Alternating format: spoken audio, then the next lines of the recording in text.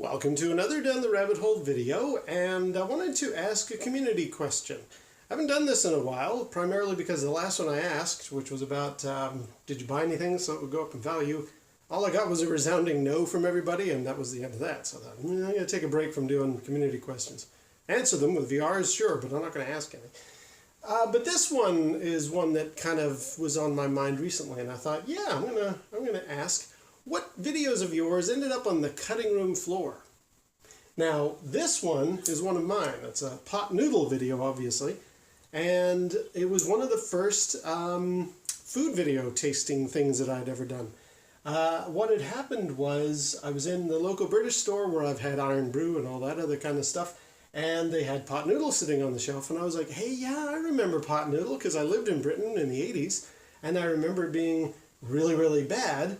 Let me buy some. I'll make a video of it and I'll put it up there on YouTube. But it badly backfired on me, and so I thought it might be kind of interesting to tell you why this video never made it onto my channel. How much food is that? Just a pot noodle. Oh, I found a tin of dog food in the tool cupboard. Well, it's obvious what gets eaten last then, isn't it? I can't stand pot noodles. Join me for an experiment. See, I was being all clever. I thought, hey, I'll show the references to pot noodle from Red Dwarf. Hey, let's check the food. Pot noodle.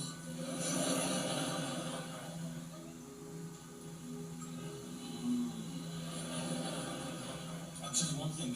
I've been to a parallel universe, I've seen time running backwards, I've played pool with planets, and I've given birth to twins.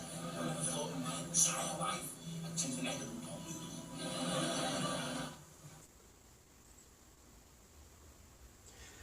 So yeah, I thought I'd stick my head in, say something funny, and then try out the pot noodle, having already referenced it in Red Dwarf. Unfortunately, because of the way I filmed this, and I didn't have anything like a frame around it, and I kind of hid from part of the shot, when I uploaded my pot noodle video, I got a copyright strike. My very first one. I was like, what? And it was like, yeah, you're showing... I guess the algorithms of YouTube just decided I was uploading an actual Red Dwarf episode, because I had mentioned Red Dwarf in the title. I think I had mentioned it in the search parameters. And as part of that initial framing, you couldn't tell that I was then going to talk about food or anything like that. I guess, for whatever reason, it triggered YouTube to say, nope, this is a copyright violation and you've got a strike. I was like, ooh, shoot. So that was a bit of a learning curve for me. I thought, all right, now I know I'm not going to do that, or at least I'm not going to do it that way. I have since done a bunch of things like that, like the dog food eating video where I had some clips of Mad Max behind me. But I was always sure to make sure I was in the shot. I was blocking the frame so that it wouldn't set off the algorithm for YouTube. So yeah, unfortunately, this is one that's kind of lost in time. You'll never really see it because of the way I filmed it. I could always do it again, but honestly, the pot noodle was all right, and it didn't really make for that compelling of a video. So it's one of the ones that I have kind of lost to. Well, it's on the cutting room floor. Let me tell you about a couple more. And this is my famous Portland Retro Gaming Expo 2016 video.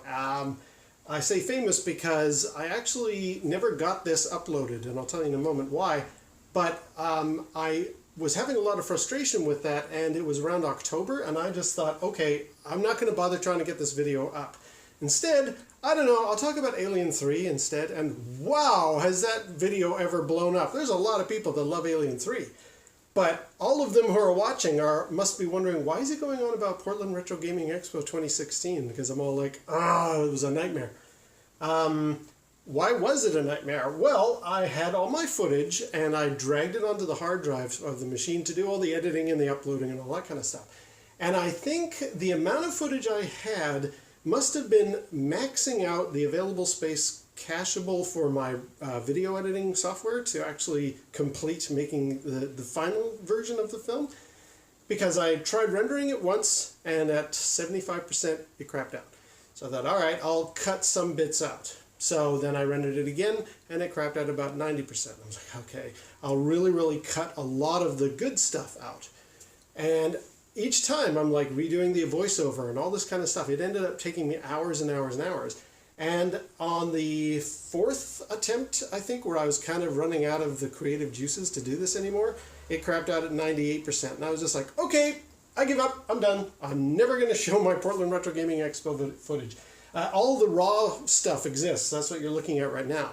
But what I was trying to cut together could never fully save. And so therefore, it's lost to the cutting room floor.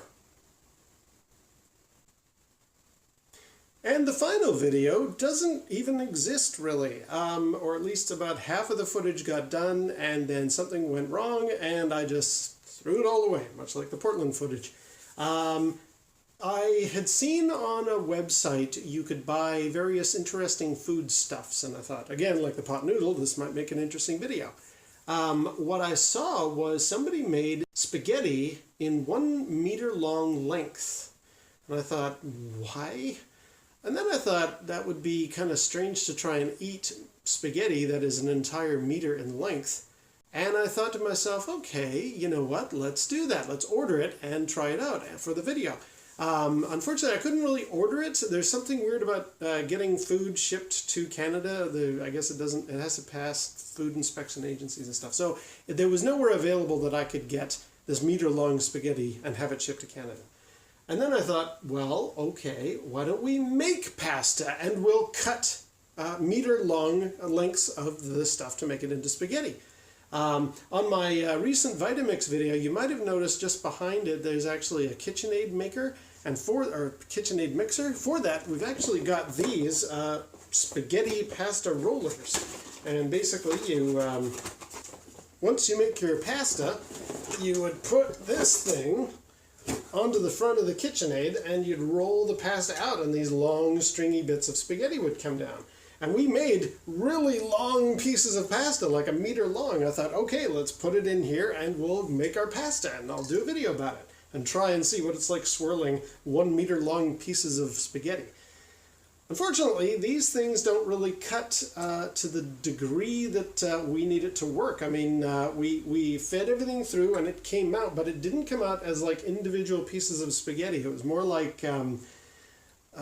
sort of like corrugated cardboard, like it was weavy. You could see where the blades had tried to cut all the way through, but they didn't make it.